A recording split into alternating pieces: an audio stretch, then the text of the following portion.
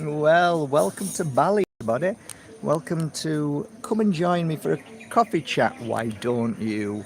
We're talking soul contracts today. Oh, we're going to do a little bit of a deep dive on soul contracts. I've had a lot to say about it in the 2 decades I've been working with clients in the spirit world, trying to attune to the spirit world and understand life without force, without demand, and actually without questioning, but really waiting for the answers through clients, through experience. That's a really beautiful thing. I'm not somebody who has a direct link to the spirit world. Never really did have that, to be honest. Some people, I don't know, like Bashirs and Dolores Cannon and all those, they seem to have all the answers. Literally, whoom, it comes out. It's like, wow, nah, that's not me. It was never me, never had that. And who am I to judge? Who am I to judge? But what I can do and what I can say is beautiful birds here. I mean, beautiful little tiny bird, like this size. Yeah, so what I can do is ask questions, and I think it's only right that we should all ask questions. And while we've gone through the process of what you've been through, right, and what I've been through is all very different. Of course, it is. Certain things that I would say about soul contracts are due to my experience and the thousands of clients that I've worked with. So, eventually you come to certain patterns and you understand that, of course, not everything is all set in stone. Not everything is all exactly as this. I think I think really what kills everything, I think what kills every conversation is that there is no such thing as the real truth. There are billions and trillions and godzillion truths, and that means that nothing that you say is really truth, but is just part of the journey. So I can share my experience with you, and that's beautiful, and you might believe it, but your experience is going to be different. Is your experience any less truthful than mine? No, it's exactly as it should be. It was what it was, and that is the truth. When somebody says, I have the answer, no, you have the answer to what you do, but you don't have the answer. If you install exactly what you've done to somebody that you don't know, and say, right, this is the answer, this is what you do, the chances of that answer being the answer is probably 0.0001%. Just like when somebody says this crystal does this, the chances of that crystal doing that for you is 0.00001%. Just think about that. So when somebody says, I've got the answer, this is what a soul contract is, it's probably 0.001% truth. That's it. The rest of it is everybody, it's everybody's truth. There's a little truth in everything that all of us say. So when I say something, there's a little truth in it, but that truth might not be your truth. It might be somebody else watching this as truth and say, oh yeah, I get that. Somebody will say, I don't get that. So does that mean that the person who didn't get it, it wasn't truth? See, life is complicated. Life isn't simple in the sense of this is how you do it, ABC 1 2 3. And when you watch all these shorts of people telling you, watch this because this is how it works, that's when the whole world messes up. That's why debate is being killed, because debate is really an educational, spiritual wisdom expansion of the here and now. So when you all come together and talk about each other's experience, then you all go away with each other's experience, and you're all wiser for it. That's why they're trying to kill debate, and they just want you to tell you what is right and what is wrong. There is no right and wrong. There's many shades of grey in everything. So I wanted to lay the foundations down before I started this conversation, because you're going to say, well, now you're telling us what you think. And I'm like, no, I'm not. I'm just telling you what I feel. And then you can just take that and say what feels right for you, and take a little bit of it and see if that is relevant to you. So let's talk about First of all, Dolores Cannon. The reason why I'm sharing this is because somebody was kind enough to send me a video this morning. I don't know why, but it's fine. It's great because now we can talk about it, about soul contracts. And first thing she said was, before we come here, we agree to do things, okay? We agree to meet people. We agree to marry them. We agree to whatever she said. This was about marriage and I believe breakup or partnership and breakup. So it didn't work. How do you move forward and get out of that? Well, she explains the soul contract and she says, and this is what you do. So you try it now. Okay, I'm paraphrasing, so don't get upset with me. Close your eyes. See the person that you once loved, even though you're angry with them or not angry with them or you're sad or whatever it is, or you wish you hadn't have done what you've done. Okay, just see your partner. Now that you see them, in your mind's eye, you say to them, this didn't work. We tried. The soul contract, we tried, didn't work. So here's the contract. See the contract as a piece of paper. Vision it as a piece of paper. Now tear it up. Now that you've torn it up, throw it in the bin. Then look at your partner and say, we did our best. It didn't work. Now it's time to move forward. In love, I send you all my love, no anger. And we walk away both in love and not in anger. Okay, open your eyes. Now, this is Dolores Cannon's answer to a breakup and the soul contract. Okay, here's where I struggle with that. Who says that the soul contract wasn't that we were meant to meet, and that within that contract, whatever happens, happens. And when it happens, if say that we live together till a ripe old age and you're over the bed and your partner has the last breath and disappears, then the soul contract's over, okay? That's quite easy. That's an easy one. But what happens in a moment where you just can't be with that person anymore for whatever reason? They've abused you, or they don't find you attractive anymore, or whatever it may be, they don't just connect. Could it be that, take for instance my first marriage, that my wife said, that's it, it isn't working anymore, and that's it. And could it be that the soul contract was exactly as it was meant to be? It was at that point where it was meant to be. And was that soul contract wrong?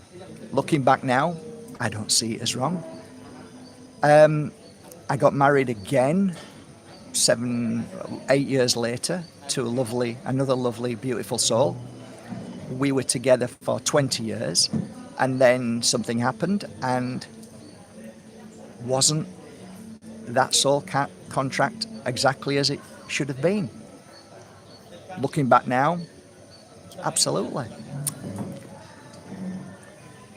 Why is it that we focus on a soul contract being wrong, and I don't want this soul contract anymore and I'm tearing it up? That's kind of like a rejection, and it almost feels like as if we got it wrong and it didn't work, when actually it did work. Everything worked exactly as it's meant to do. Wouldn't it be more, as far as I would say, wouldn't it be more beneficial to look at all the good things that you went through, not the bad things, and the bad things that we look at, how you've grown from it, and what made you then stronger to walk away, and then the soul contract is as it should be. Not over, but we completed it. It's a completed soul contract. I don't need to rip it up. because it's done. What did we benefit? What did we gain? How did we grow, and how are we now going to grow? What was that contract? What was the experience? Looking at what we gained from it, looking at what we felt from it, looking at how we are overcoming and conquering that every day, and also how we have grown so that whatever the experience was, which may have been difficult, we have learned from it, therefore we don't have to go through that again. And we just get tested a few times with another scenario like that, just to see if you really did get it. Because if you didn't, then maybe we have to go through certain aspects, not all, but certain aspects of it, till we heal quicker from it, till we understand it and we're aware of it quicker. So my philosophy of 2 decades of healing people and learning is that the stronger you are, the more you go through, for sure. For sure. There's no doubt about that. Why? Because you're strong. Because you've been through all the other shit that you've been here year after year and life after lifetime. You've got stronger and stronger, not weaker. Only your mind tells you you're weaker, but actually you're stronger, far stronger than you can imagine. My point being is, if we are all seeing, all knowing, all understanding, then why on earth would we write a soul contract to come here to tear it up? It don't make no sense to me, and I've never heard Spirit saying that. I remember when my first mentor, who was a Wiccan high priestess, told me certain things to do when people were not nice, and she ended up being that person that was not nice to me. And one of the things was, if somebody really attacks you, you take a piece of paper, you write it down, write their name down, put it in water, and then freeze it. Okay? And that's some kind of spell that will stop that. That never worked. Not on me. Not on my clients when I mentioned it. They used to say, well, my teacher says, try this. Never worked. Do you know what worked? When I started growing up and started listening to the spirit world and flowing with what felt right. And that was sitting my client down and just clearing here. And it felt like I was just cutting, but I also was pulling out. I was also naturally just pulling from the third eye. I was pulling, and what I was seeing was an invisible cord which was connected to the person that was upset with you. And what I felt when the client was finished, when I'd finished cutting and pulling it out from your head, the client would say it felt really weird because their eyes were closed and they didn't know what I was doing. I used to use a knife sometimes as well. I used either my hand or a knife. And they used to say, I feel weird here. And it's almost like, and then a few days later, they would say, I'm not thinking about them anymore. And that's because you've cleared that connection. But I used to say to my clients, well done, because only you can clear that connection. Only you are strong enough to break that connection. And there is a connection. It's like a mother-daughter connection. It's almost like an invisible umbilical cord that's still there. And sometimes mother and daughter can really struggle with life. And sometimes I used to cut that umbilical cord, and they used to say, I'm not thinking about my mother in a negative way anymore. That was really fascinating. And so on. Thousands of people who told me how that benefited them. So I've taught you over the years how to cut and just pull it out. But also, for me, the most powerful thing was that once you realize that you are the creator of your own sadness,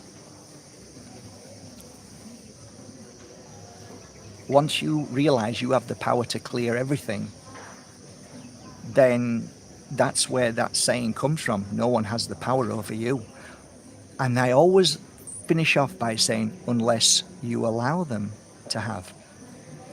So you let them in with your thoughts. You then create that connection again, because that's what happens. If I think of you now, just say, I don't know who's online here today, but I don't know. Let's have a think. Who's online today? Let me have a look.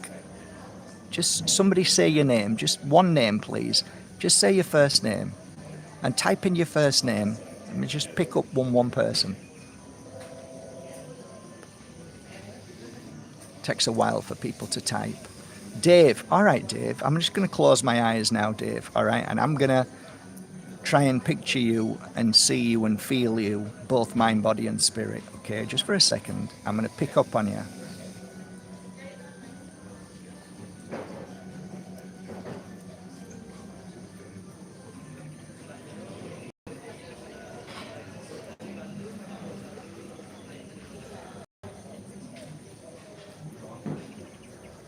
So as I'm picking up on you, Dave, I'm starting to feel my head here is starting to feel like it's filling up. It's like it's full on this side. It's like there's a lot of stored memory. And I feel like I just want to clear that away from your head. It's things that keep popping back into your head just here, which can sometimes cause the path and the journey to be a bit confusing. So as I'm feeling you, I wanna clear that away. I wanna see that gone. And as I'm seeing it gone and asking the spirit world, asking my family and spirit to just step in and just come there and place my hand on your head just there, just to heal that little bit, just to burn that memory that doesn't need to be there anymore. Just clear that. So there's a lot of what comes back in is a lot of inner peace, balance. You'll balance yourself more. You'll feel more powerful. You'll feel more I am. You'll feel more confident. And I'm seeing that as I'm speaking. I'm willing the confidence and the power and the ability to be accurate, positive, intuitive, really, really expand your hands and the power within your hands, the heart being stronger. Everything reflects to the weakest point, which is just here, I feel, and it's going now. As I'm speaking to you, it's going. I feel like it's going. I feel like I'm feeling lighter in myself. I feel like my eyes are becoming a little bit lighter. I feel like something is happening. So Dave, the reason why I'm doing this is because it is so easy to connect to somebody else just by a thought and pick somebody else's thoughts up. Now, Dave, if you were pissed off at me because like I didn't do what I said, or we were friends and I wound you up, I did something to upset you, without me even sat here thinking about you, you would send me the very same energy which I've just sent you, but in a way which is negative. I would pick that energy up, Dave, and I would feel it. And then I would start to question it. I would start to think about it. I'd start to monkey mind it. I'd start to snowball it. And then I'd say, I can't get Dave out of my mind. And I'm upset. And I know he's upset with me. He's angry with me. And that connection is a powerful thing, Dave. A powerful thing. So we often feel that we are to blame for feeling bad, but not always, because sometimes if somebody's really upset and they're thinking about us, we can pick up on that and feel it. Now, what we do when we pick up on it is the vital part of healing and understanding energy and frequency that's been given and received. We acknowledge it,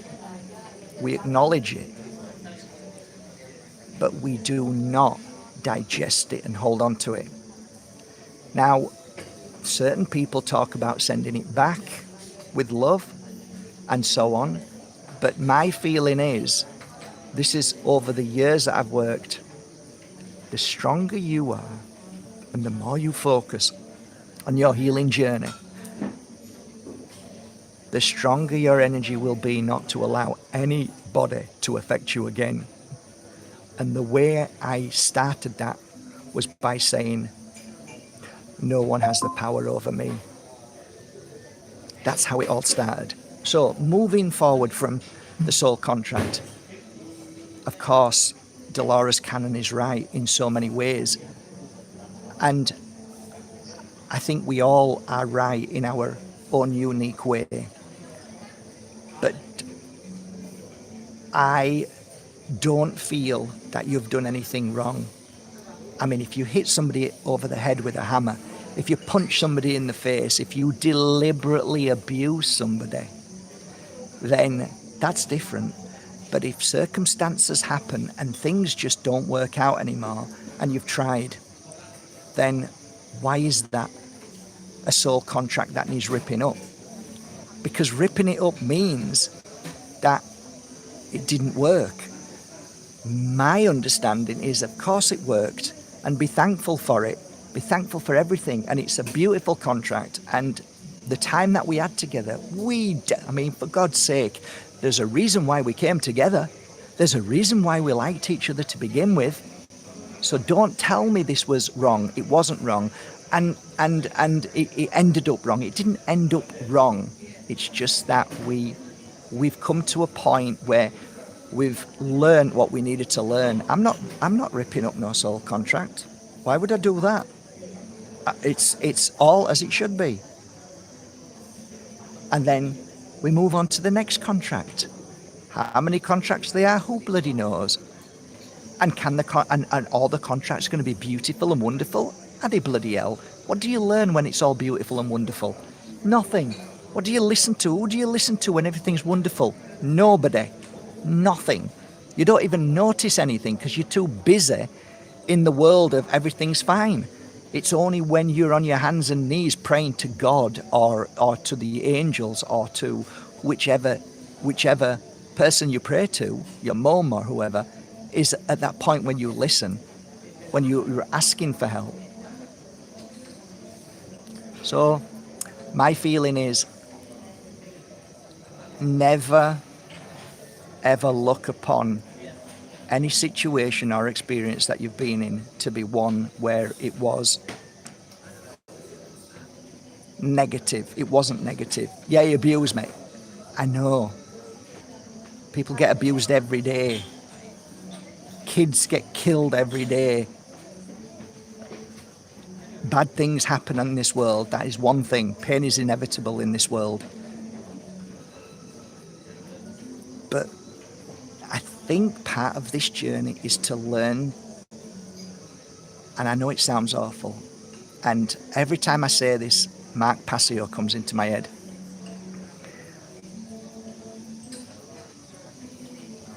Everything that I'd been abused when I was a kid, I was abused physically and really badly and emotionally, okay?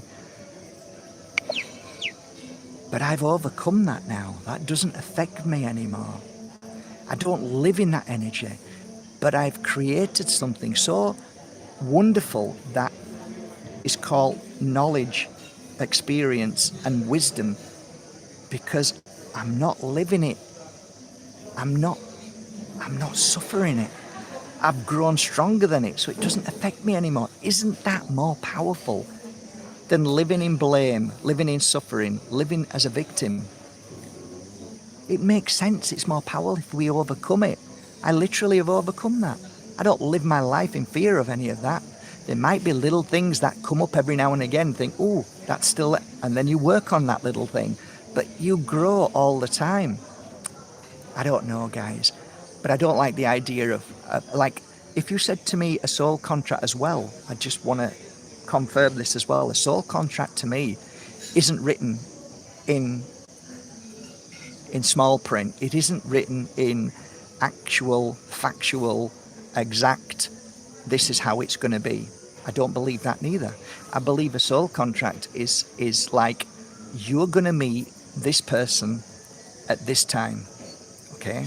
This is like for a partner. And that's when it starts. After that, you shall see where you go. And there are many, many roads and paths you can both go together, or you can split up at any given moment. There isn't a point where it stops. And it starts again. I see the soul contract as a flow. But before we come here, it's like, I'd like to meet a certain person for this reason. I'd like to meet so and so. I'd like to meet, my soul family, one of my soul families, to help me with this terrible thing that I need to go through. So it could be the worst kind of abuse. So I need you to be there at that point to help me, right? So you're going to be the most awful person in my life. You're going to do the most terrible things, right? And I'm going to feel bad. And then when I go home, I meet you again. And that was a soul contract that, thank you for helping me feel, overcome it. Now, I hear Mark Passio saying, no, it's all evil. And this is an evil world, and there's evil, blah, blah, blah. And like, yes, that's different. Now we're looking at something very different. These are evil people. That's why I believe that there are such things, as well as accidents, things that wasn't part of the soul contract. It just happened. I do believe that there's wrong place at the wrong time. I also believe that we have a choice. We have a choice. That choice is, I can put my foot down on the accelerator and fly at 200 miles an hour, or I can put my foot down on the accelerator at 40 miles an hour. And if there is an accident, the chances are I'm not going to die. There are times that you can be walking along a beautiful, gorgeous Balinese garden, and there's lightning strikes, it hits a tree, and it kills you. That could be part of your soul contract, or it could be an accident. I don't think in my late life now that everything is written in stone. I think there's such a duality. There's so many aspects of our path and life, and it actually makes it more exciting that I'm going to Earth and this is my soul contract. Bit boring. How about going to Earth and actually there is a lot of things that can happen and we don't know, and it's actually quite exciting because there's some bad shit down there and crazy things can happen and we can die, but we never die anyway. If we look at it like that, we never die anyway. So I kind of see from the spirit world as it's quite exciting to come here. I don't see it as torture, as Mark Passio sees it. But he's right. I mean, we're all right in our way of perceiving things. And I believe he's completely right. But I also believe that Dolores Cannon is also right. And I believe what I'm saying is also right. I think we've all got pieces to the jigsaw that some of it is right, not all of it. And you'll disagree, as you do all the time with me. I don't believe in the light trap, but there is definitely truth in the light trap. Why? Because the way I see it is different from the way Dave sees it. Dave sees it as don't walk into the light. I see it as don't be frightened of going home. And there are times that you can do something, like terrible, and then you don't want to go home and you end up not going into the light and you end up being trapped in between two worlds. Why? Because I've worked with spirit that I've actually communicated with over 20 years in hundreds and hundreds of houses, churches, pubs, nightclubs, restaurants, you name it, I've been everywhere. And I've communicated with spirit that were trapped. And like when you're speaking to spirit who are trapped, you realize that actually these spirits are in denial. These are like you and I, but they're in denial. Some of them are darker spirits. Some of them are evil spirits from a different evil world that like to molest children because they feed from their energy. I'm talking about you and I who feel guilty that we may have done something that we didn't want to do. Like, I'll give you a great example. War is the most, I hate the word louche. I can't stand it. But it is the most powerful energy to feed darkness. That's war. That's why it's always constant. There's always endless wars. So what happens is it's a twofold energy. When you kill each other and when you're in fear of killing each other all the time, you're creating this frequency that comes off you, and you are a battery and you have the power to light up 3 or 4 rows of houses. That's how powerful you are.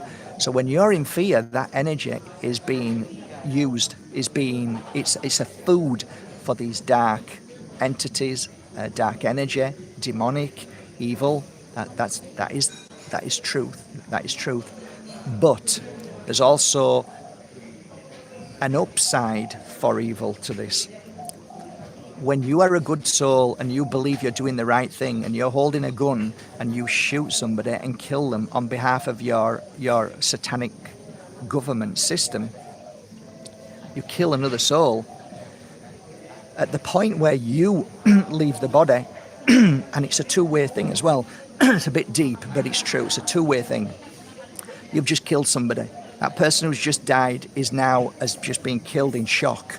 The chances of that person moving into the light is very, very unlikely. So therefore they end up trapped in between two worlds. Then you, when your time, if you finish that war, you come away, you're always in pain and suffering because you know that deep inside you, if you're a good soul, you should never have shot that person and killed them. You know that that's one of the natural laws of life. Do not take another life, no matter what. No matter what government or person tells you to do, you don't take another life. And people know this. That's why people are on the streets who are veterans, and they're in grief, they're in pain and suffering.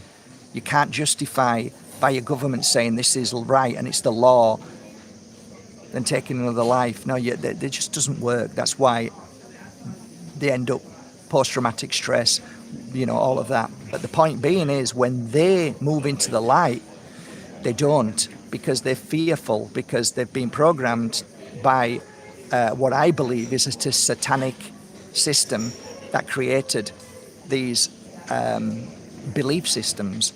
That is, you're going to burn in hell.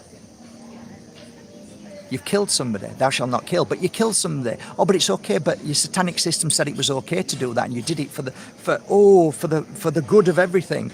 No, it doesn't work that way, guys. And just saying that, it's all bullshit. So at the point of you going into the light, you're going to fear, because your satanic system also told you, I want you to kill that person, but just so you know that you're going to burn in hell for killing somebody. They don't mention that. They don't talk about that, them two things. Shh, don't talk about that. So just as you're going to die, you're going to see that you've killed that person, because at the moment of your last breath, you get thousands of images of what you've been through and what you've done, all the good things and all the bad things. And then you're going to couple that up with the thought that you're going to go to hell when you're at the pearly gates, and Jesus says, what have you done which is bad?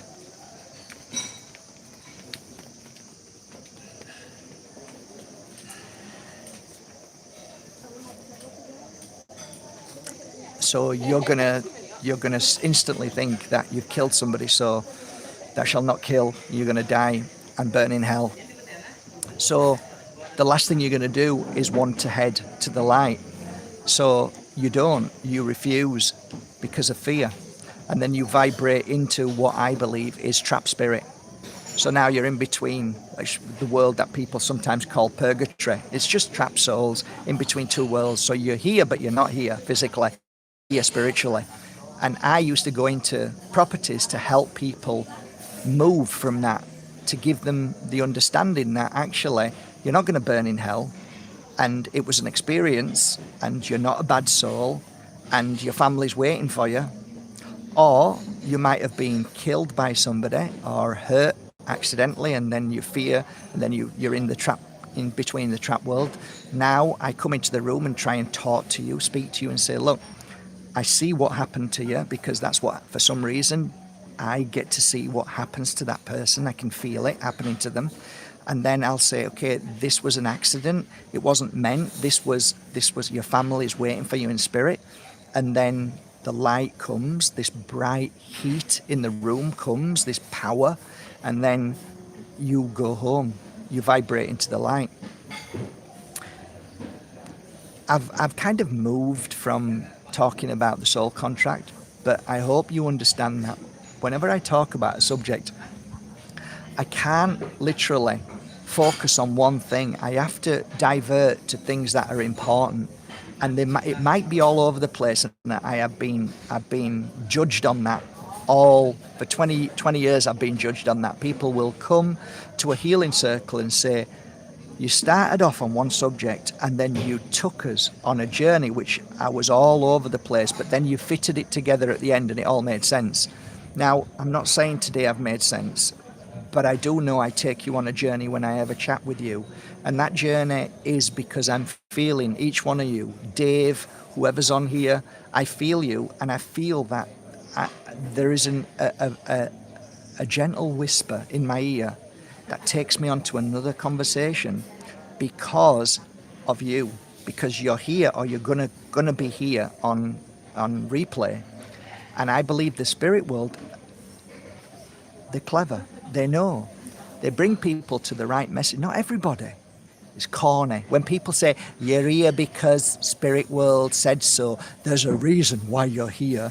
Like, most of that's all bullshit, and I don't like saying it. But it is true. There are times that you will be brought to a message and you will feel it. Not the bullshit AI, new podcasters just trying to clickbait bullshit. I'm talking about real truth conversation. I've spent 15 years on here with you guys freely out of love and kindness to share everything that I've learned in the world of what I call the spiritual path. No bullshit. No blowing it up for clickbaits. No ego, even though some people say I'm full of ego. I am not. I'm the first one to fear what I've said. I'm the first one to fear I've done something wrong. I'm the first one to fear repercussions. But I do know that when I speak from my heart, and I speak because I feel that's my life. This is my path. I sit here, or I sit in the academy, or I sit somewhere, and I want to share what I've learned freely. I don't take you to a paywall. I don't say come and listen to me for 1 hour and pay me. So I don't do that. Out of all other, I might have done it a handful of times. Once when I did a 2-hour flower reading, and I did that because I wanted you all on so I could film that.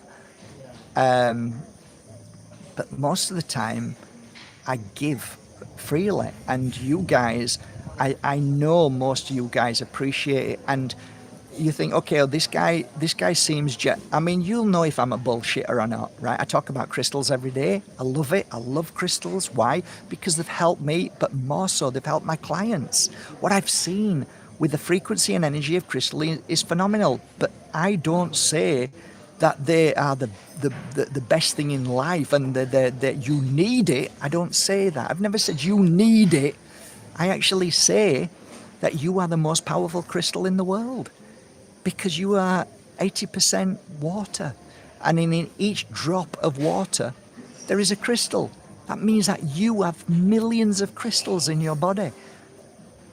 You vibrate at whatever you believe you want to vibrate at. Feel that vibration of a crystal in you. Feel how powerful you are. I can't tell you you're powerful.